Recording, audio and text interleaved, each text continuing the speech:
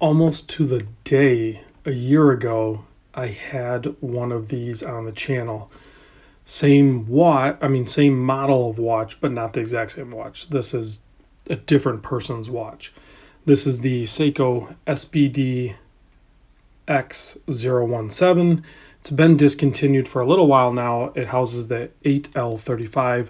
This is better known as the MM300. This is the Marine Master, of course. So I'm not going to go into crazy details. Honestly, Bruce is the kind of like the guru master as far as I'm concerned when it comes to Marine Masters, because it's his number one love as far as Seiko goes. So I will refer you to his videos. I can put a link in the description for those. There's also some excellent articles and other videos on those. I just want to share with you guys this particular one and revisit my thoughts now that I didn't even wear the one a year ago, other than in my little dungeon room here. And the same thing with this guy here. It's just nice to see it and experience it again and smudge it all up because I put some lotion on. But this, like I said, has been discontinued, but I think there's a newer one out. I don't know if it's really called the Marine Master, but we all kind of know it's the same thing. It's an SLA 019. But this watch here is a 44 mil wide case, offset crown, just a touch over 50 millimeter lug to lug, drilled lugs, classic Seiko overall design. It is a little bit thicker, and that's partly because of the case design, and then their construction, has the monocoque, so it's a solid case back. Everything's assembled from the top side.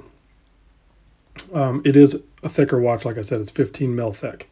So, but that's because of the water resistance and the way it's constructed and everything like that. 20 mil lug width, bracelet tapers down to 18 mil. This has a clasp that many people like. Personally, I don't like. I think it's just too thick and it adds a feature that I don't use. So it's just not for me personally. But the extension that automatically comes out and is controlled by this here, that's how if you don't have that pushed back, it's not going to, pull out on you. So, and then it just goes back in.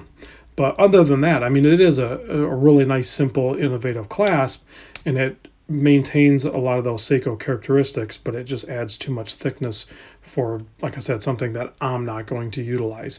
The bracelet construction is really nice, but like I said, I'm going to refer back to Bruce. The previous model, or the original Marine Master, arguably had a better bracelet, whereas this one has they're not folded over bits. It's just the way the bracelet is constructed. It's a little bit different. I'm fine with it. I really don't have a problem with it. And I will kind of, to a certain extent, disagree with Bruce. The first one, he easily shows that, I was wearing my Armida, by the way, that the loom pips are a little bit larger and they seem to be hand-filled. These ones are a little bit smaller, and I think you have a lot more precision and computer or machines doing some of the work. These still might be hand filled. I see imperfections on those top ones. You can kind of see how you can see a little bit of a shadow. You can see they're dimpled out. So if they're machine filled, I'm not 100% sure on that. And I have no idea how to get a definitive answer on that. But you have that iconic brushed and polished relief handset, excellent loom. You have the silver-ish date wheel with the black print. This is just a spectacular, well-built Seiko watch. You have the Prospex signed crown, which is, hate it or love it, but at least it's not on the dial. I'm totally fine with that. I'm fine with the proportions of everything here. The bezel action is amazing. It's pick your best Seiko diver you've ever had as far as the bezel action, and this one's better. That's what it feels like. It has like a nice coin edge feel to it. You have excellent polishing and then a brushed relief there. I'll give you a wrist shot here.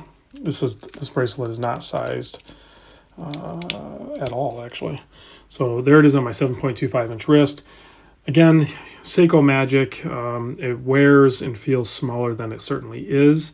And then I know a lot of people actually put these on straps, and I think that would be good as well. It actually comes with, that's why I don't like that clasp there, part of the reason. It actually comes with this style strap. It's pretty stiff, and I would venture to say kind of uncomfortable, at least for me. It's not something I would wear. Many of these Uncle Seiko ones, I think would be a better suited, especially this one, I think would work really good because it's softer and more comfortable, but I don't know if it'll balance out on the watch very good. There is, this owner has a Crafter Blue, and you use the factory clasp on there, and then you get it to the right size. I tried and tried and tried. I could not get the spring bars to fully seat in there. So, but again, I didn't want to get too rough with it and my spring bar tool and everything like that because it's not my watch. But I'm sure I could have got them to lock in. But I think some of their, I think it needs to be repositioned just a little bit. That's just my opinion. Here's another Uncle Seiko one. This one's a little stiffer, similar to the factory one, but it's also a little bit shorter, so you're not going to have the floppy bit as far out. So it might be really good as well. But I think throwing this on a really nice maybe single pass NATO or something like that, I think would be a really good option as well. And of course, the bracelet's going to be a really good option too.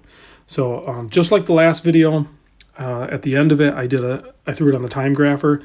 I'm trying to get a good full wind on this. I will include a time graph video at the end of this because the 8L35, it might have a slight variance. The one I did last year was running at +3 seconds, but it'll run at +3 seconds pretty consistent at almost any position.